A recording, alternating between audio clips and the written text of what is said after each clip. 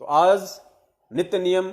का सरलार्थ हमारा सब्जेक्ट है, हमारा विषय है। ये पार्ट 1 है। और दास के फेसबुक पेज को आप सभी भगत भाई बहन फॉलो कर लें, वीडियो को लाइक करें, शेयर करें ज़्यादा से ज़्यादा, ताकि ज़्यादा से ज़्यादा आत्माएं आने वाले दिनों में सत भक्ति से जुड़कर, सच्ची साध संगति से जुड़कर इस महाविनाश के दौर में कुछ राहत महसूस करें और परमेश्वर के वचनों पे अटल रहें, अडिग रहें, क्योंकि ये समय जो हमारी ज्ञान की परीक्षा का है, परमपिता परमेश्वर देख रहे हैं। इतना सिलेबस देने के बाद, इतना पाठ पढ़ाने के बाद, और काल भगवान हमें तोड़ने की भरपूर कोशिश करेगा, शैतान हमें परमेश्वर के वचन से दूर करने की कोशिश करेगा। बस यही हमारे ज्ञान की परीक्षा है। और इस समय केवल 2 ही चीजें हमें बचा सकती हैं। पहली चीज है सतगुरु का सत्संग और दूसरी चीज है साध संगति। इन 2 चीजों से यदि हम जुड़े रहेंगे, पुण्यात्माओं यकीन करना, बाल भी बाका शैतान आप और हमारा नहीं कर पाएगा। क्योंकि परमेश्वर की वाणी है कि जब तक हंसा हमरी आना, काल लगे ना तेरा बाना। कि भाई काल जब तक मेरा भगत, जब तक मेरी आत्मा मेरे वचनों में है, मेरी आन में है, मेरी मर्यादा में है, तब तक आप उसका बाल भी बाका नहीं कर पाओगे। तो आपने देखा होगा पुण्यात्माओं, जिस प्रकार आजकल गन्ने का सीजन चल रहा है, जगह जगह आपको ठेले और रेडियां मिलेंगे गन्ने का जूस निकालने वाले। और जब वो गन्ने का जूस निकालता है तो उस गन्ने को बार बार कितना तोड़ मरोड़ के उस मशीन के अंदर से निकालता है, और एंड में उसको उस समय फेंकता है उस कचरे को, जबकि उसमें एक रस का टपका भी निकालना मुश्किल होता है। वो जब उस कचरे को नीचे डाल देता है तो चींटियों के लायक भी नहीं रहता, उसमें रस का एक टपका भी नहीं होता, क्योंकि उसे उस गन्ने की महत्वता का पता है, उसने पैसे देके खरीदा है। तो पुण्यात्माओं ठीक इसी प्रकार, चाहे हमें 1 साल लग जाए, चाहे हमें 6 महीने लगें, हमने नित्य नियम की जो ये पुस्तक है, हमने उस गन्ने की रस की तरह परमेश्वर ने इसमें जो अपने अनमोल वचन डाल रखे हैं, हमने एक एक वचन को उतनी गहराई से समझना है। परमेश्वर के एक एक वचन का हमने निष्कर्ष निकाल के, सार निकाल के, जूस निकाल के हमने निगल जाना है, हमने पीना है।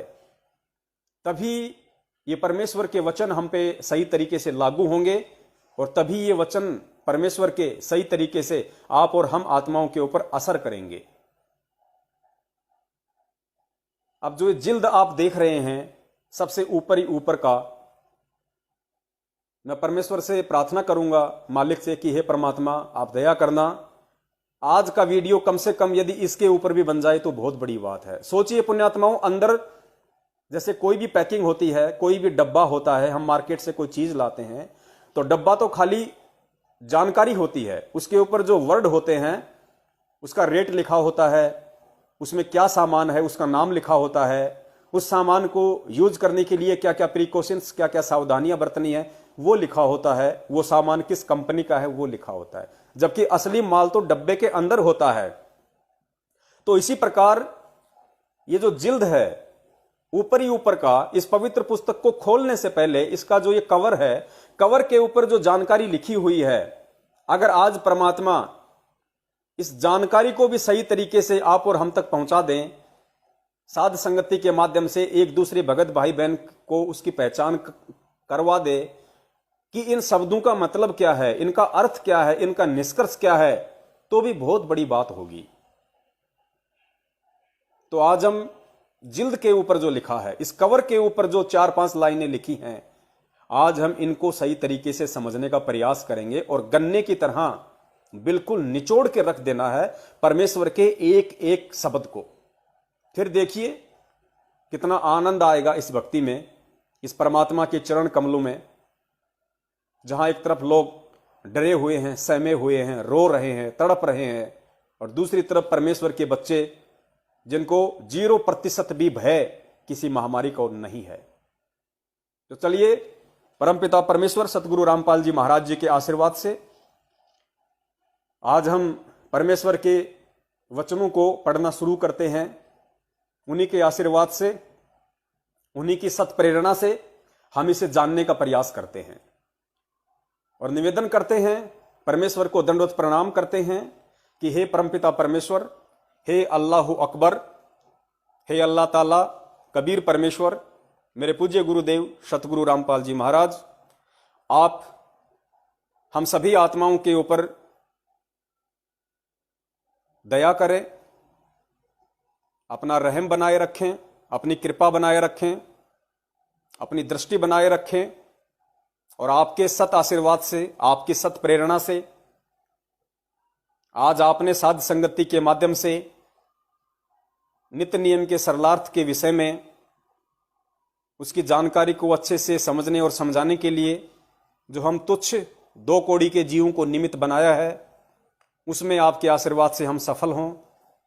हम आपके प्रत्येक वचन को गहराई से समझें और आपके प्रत्येक वचन पर हम आजीवन चलने का पूरा पूरा हम प्रयास करें। आप हमें इतना आशीर्वाद दीजिए, हम पे इतनी दया बख्शिए। परमेश्वर, आप ही सारी सृष्टि के सृष्टा हैं, आप ही इस सृष्टि के रचनहार हैं। आपके सिवा अन्य कोई परमेश्वर इस पृथ्वी पे मौजूद नहीं है। आप ही वो अल्लाह ताला हैं, आप ही हो अल्लाह कबीर हैं, जो समय समय पे आकर काल भगवान के द्वारा जो भिन्न भिन्न धर्म संप्रदाय जाति चला दिए हैं, उनमें फंसी हुई आत्माओं को समझाते हैं, अपने तत्व ज्ञान का प्रचार करते हैं। तो परमेश्वर, आप हम सभी सत्सेवकों पे, अपने सभी बच्चों पे दया कीजिए, मेहर कीजिए, ताकि हम आजीवन आपके वचनों पे दृढ़ होकर, अटल होकर जमे रहें, टिके रहें। सत साहेब। मस्तक लाग रही मारे गुरु चरणा की दूर, मस्तक लाग मारे गुरु चरणा